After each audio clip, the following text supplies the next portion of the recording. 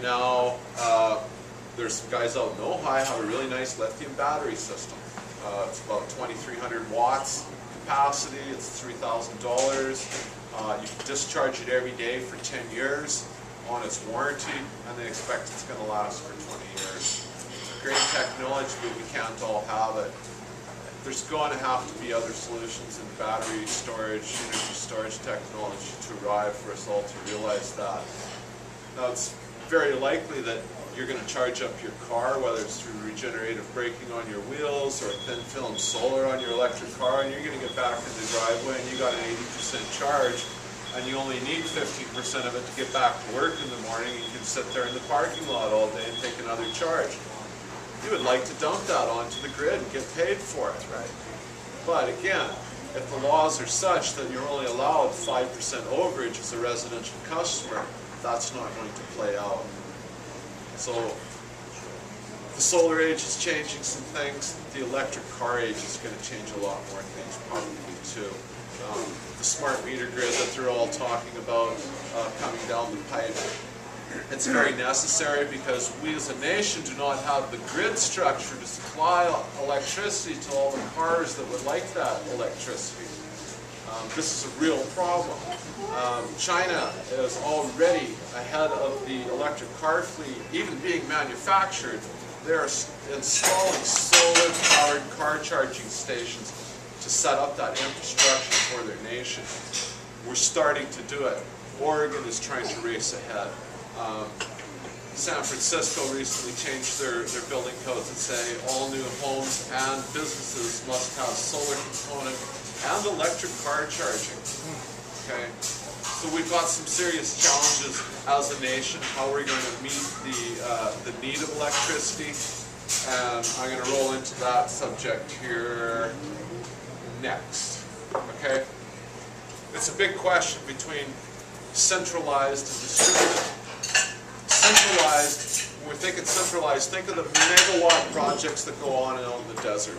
That's centralized. It's really just modeling off of the coal-fired or nuclear plant or the hydro plant. It's centralized. It distributes power over a long distance with quite a few inefficiencies, but it concentrates that power and the control of that power. And it allows groups who control that to tell you what the electricity price is going to be. The other argument out there is to do it as a decentralized, a distributed energy model. And what we're talking there is rooftops primarily. You get the power generation happening, the power consumption is occurring. For my money, if I was an investor, I would be looking for investments on large rooftops in any town's industrial area, because you're always just a hop, skip away from somebody who wants that power. Okay, and again, it's literally the Wild West out there. The term is called power purchase agreements, PPAs, and there are literally, how many ways are there to structure a business deal? There's about that many ways to structure a power purchase agreement.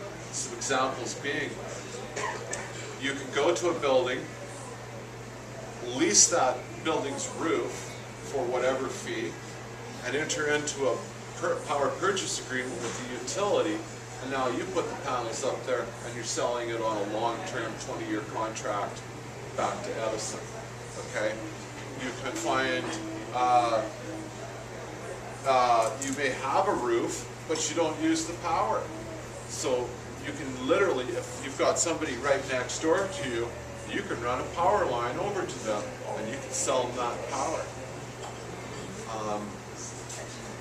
You know, you could go to a homeowners group in a subdivision and say, we've got a lease opportunity on that field over there, and we're going to throw up some panels, and you guys are going to take the power. Now, for the developer of that residential development, now he can offer something to his clients. They can keep their roof line and all that sort of thing. They don't have to clutter that up, risk a leaky roof or any of that associated thing.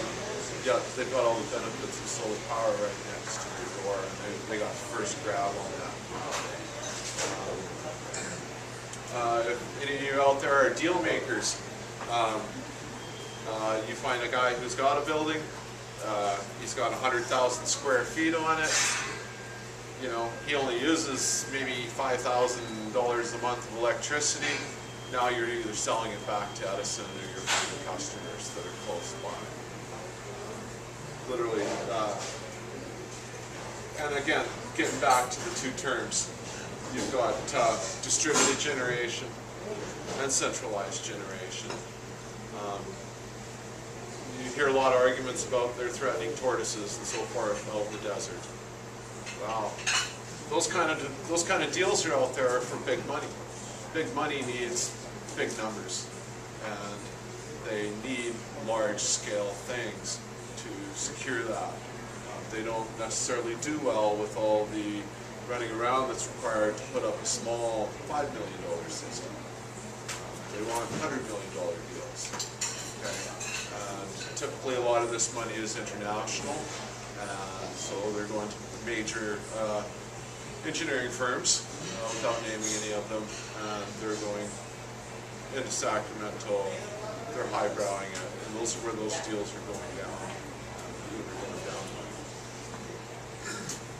Around Santa Barbara here, there is literally an unlimited opportunity at this time for most practical purposes to be going around and putting together power deals. I could do them all day long. We're consumed with trying to meet the needs of those who are putting them together. I'm actually probably going to be late for a meeting for another guy that wants to do just exactly that again. Distributed generation has these advantages. It can reduce or avoid the necessity to build new transmission distribution lines or upgrade existing ones.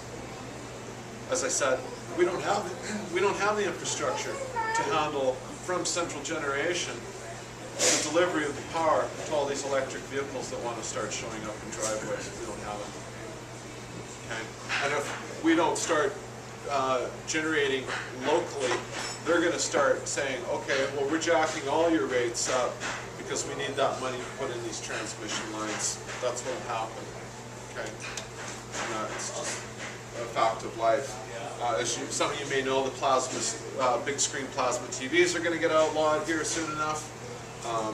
My partner, he does home theater systems amongst other things over the years, and just to put 3 plasma screens in one house, Edison had to spend about $60,000 to upgrade the transformers in the area. That's a lot just of power. One house could have plasma screen TVs. It's these kind of things that we can't afford to do. If we do afford them, we're all going to be paying for it. Do you have a sense with the flat screen LED or whatever you want to call it, that's not plasma, the difference in power consumption? Power. We're sponsoring the U.S. Green Building Council, the Central Coast California chapter.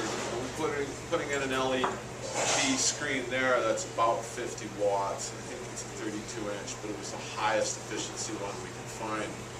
Versus probably, 300. Yeah, better than 300. Plasmas take a big draw on startup. Okay. And I don't have the numbers on the top of my head, but it's a big difference. Another thing about distributed energy, or particularly solar, is it tends to meet the peak power needs. And the peak power needs are typically, in reality, between noon and 6 p.m. Industry's still running, the air conditioners kick in, and that's right at the time that solar is producing that big hit of power. So for a societal structure, for a community structure, it really does meet the need in that context. Distributed energy can also be other things too. It can be wind. There's fuel cells out there too that can run off of natural gas and do a pretty good job. All these things can be combined to develop a very robust and resilient power grid in a region. You can also set up uninterruptible power systems, and use what these lithium batteries for a home system.